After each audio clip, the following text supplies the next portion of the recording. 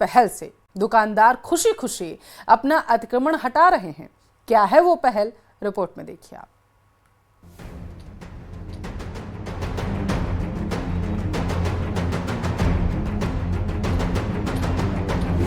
Ramdevra railway station के बाहर बनी डामर की सड़क 5 दशक बाद चौड़ी हो रही है, और वो भी बिना प्रशासन की सख्ती की। जी हाँ, दुकानदारों ने खुद अतिक्रमण हटाया, अपनी दुकानों को सड़क से तकरीबन 15 फीट पीछे ले लिया। और रोड चौड़ी हो रही है, बढ़िया है, नाली भी बन रही है। परेशान हो रहे थे पहले भी, और अब ठीक है। रामदेवरा सरपंच साहब से हमारी मर्जी से जो हटा रहे हैं, हम हमारी स्वेच्छा से ये रास्ता चौड़ा करने के लिए पीछे हटा रहे हैं। यात्रियों को आने जाने में सुविधा रहेगी, ना कि इतना प्रशासन को भी तकलीफ नहीं होगी। दुकानदार जनता जनार्दन के हित का दावा करते हुए अपनी दुकानों को पीछे कर रहे हैं, लेकिन जिस जमाने में सरकारी जमीन को अपना मानने का चलन जोर पकड़ता जा रहा हो, वहाँ दुकानदारों की ऐसी सद्बुद्धि आखिर आई कहाँ से? उन्होंने अतिक्रमण करके रेलवे बाउंड्री और बीच में सिर्फ 20 फीट का रास्ता छोड़ा। तो उन्होंने ग्राम पंचायत की ओर से कहा गया कि भाई आपने जो पहले पैसे भरे हैं, रसीदें कटवाई है, फिर भी आपको पट्टे नहीं मिले। जब तक ये 15 फीट आप अतिक्रमण नहीं हटाएंगे तब तक आपको पट्टे नहीं दिए जाएंगे। तो उन्होंने हमारी बात को मान लिया। दरअसल रेलवे स्टेशन के बाहर डामर सड़क के किनारे दुकानें लगाकर व्यापार करने वाले करीब 1 दर्जन व्यापारियों ने 1990 में ग्राम पंचायत में दुकानों की जमीन के पट्टे मिलने की आस में आवेदन किए थे। सभी कागजी कार्रवाई के बाद भी दुकानों के पट्टे आज तक ग्राम पंचायत से जारी नहीं किए गए। ऐसे में ग्राम पंचायत ने अतिक्रमण करने वालों को 2 टूक संदेश सुना दिया। पट्टे लेने हैं तो अवैध कब्जा हटाओ। ग्राम पंचायत का दांव काम कर गया। पट्टे के लिए दुकानदारों ने अवैध अतिक्रमण हटाने शुरू कर दिए। बता दें कि रामदेवरा रेलवे स्टेशन के बाहर की सकड़ी सड़क से न सिर्फ ग्रामीणों बल्कि यात्रियों और वाहन चालकों को भी खासी मुश्किलों का सामना करना पड़ता था। न्यूज़ 18 राजस्थान की जैसलमेर से सामल दान रत्नू की रिपोर्ट।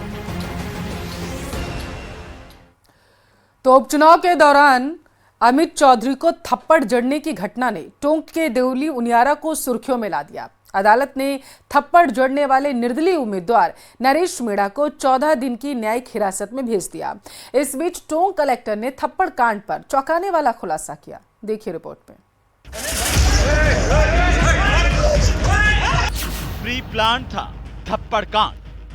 तो ये चीज सामने आ रही है कि नरेश मीणा और उनके आसपास जितने भी समर्थक बैठे थे वो बाहर के लोग थे और वो प्री प्लान्ड मैनर से आए थे। किसने रची थी साजिश?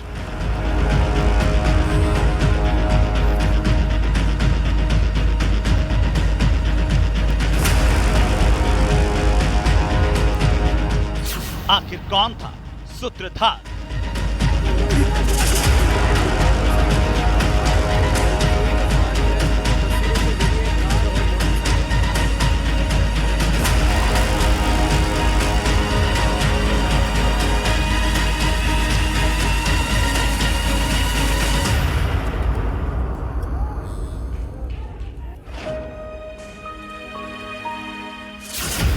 नरेश मीणा के आरोपों पर जिला कलेक्टर का कड़ा पलटवार। मैंने 4 मिस्ड कॉल्स किए हैं उनको, मेरे पास फोन पे स्क्रीनशॉट भी है, परंतु कैंडिडेट द्वारा मेरा फोन नहीं उठाया गया। टोंक जिला बीते 2 दिनों से न केवल प्रदेश बल्कि देश भर में चर्चा का सबब बना हुआ है। इसकी वजह है यहाँ गूंजी थप्पड़ की गूंज। कलेक्टर ने 45 किलोमीटर बैठी थी, वो मेहंदी लगा के वो कलेक्टर ने आ जाते थे, सबको नहीं होता। कलेक्टर ने अगर आ जाते, सुबह से यहाँ 7 बजे से चल रहा था, 9 बजे तक बैठ गया, 11 बजे तक बैठ, कलेक्टर आ जाते ना तो एसडीएम की थप्पड़ पड़ता, लेकिन ना पुलिस वाले सुनने वाले, ना प्रशासन सुनने वाला। मैं तो निर्दलीय लड़ रहा था। हर सवाल जवाब मांगता है और इसीलिए खुद पर लग रहे आरोपों को तार तार करने के लिए टोंक जिला कलेक्टर सामने आई। जी हाँ, थप्पड़ कांड में IAS अधिकारी डॉक्टर सौम्या झा की भी एंट्री हो गई। IAS सौम्या झा के आदेश पर ही SDM अमित चौधरी समरावता गांव गए थे, जहां नरेश मीणा के साथ कहासुनी के बाद थप्पड़ कांड हो गया।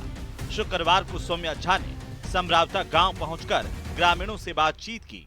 आपको बताते चलें कि समरावता के लोगों ने अपनी मांगों को लेकर मतदान का बहिष्कार किया था। सौम्या झा के मुताबिक समझाइश के दौरान जो बखेड़ा खड़ा हुआ उसका कोई कारण नहीं था। चुनाव प्रक्रिया के दौरान, पोल्स के दौरान कहीं पे भी लिखित आश्वासन सरकार की तरफ से किसी भी चीज के लिए नहीं दे सकता। ये एक इलेक्टोरल ऑफेंस है, तो हम लोगों के लिए लीगली बिल्कुल ही पॉसिबल नहीं है कि हम लिखित आश्वासन दें।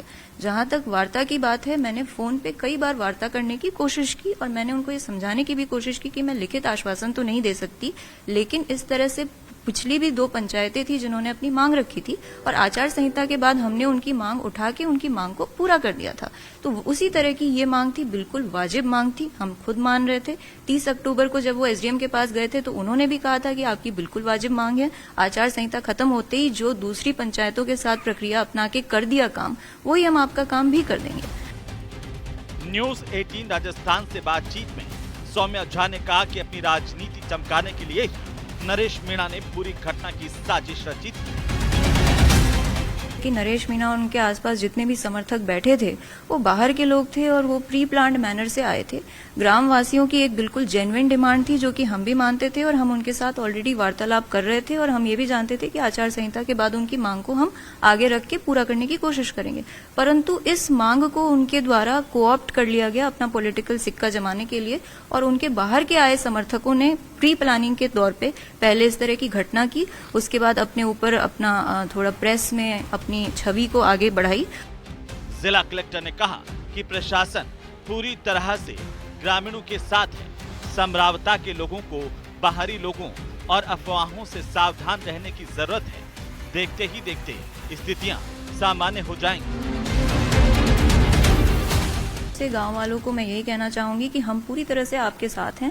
यदि आपके साथ कोई भी ज्यादती किसी के द्वारा भी हुई है, प्रशासन से, पुलिस से या नरेश मीणा के समर्थकों से, मैं वापस रिपीट करूंगी कि वो बाहर से आए हुए लोग थे, तो उन्होंने एक तरह से ग्रामवासियों के इशू को बहाना बनाते हुए अपना पॉलिटिकल सिक्का जमाने के लिए गांव के साथ भी इस तरह का उपद्रव किया कि गांव में भी हालात बिगड़ गए। अदालत ने नरेश मीणा को 14 दिन की न्यायिक हिरासत में जेल भेज दिया है। थप्पड़ कांड पर जयपुर में 2 दिन से हड़ताल कर रहे RAS एसोसिएशन के मेंबर्स ने मुख्यमंत्री से मुलाकात के बाद हड़ताल खत्म कर दी है। न्यूज 18 राजस्थान के लिए टोंक से दौलत पारिक की रिपोर्ट।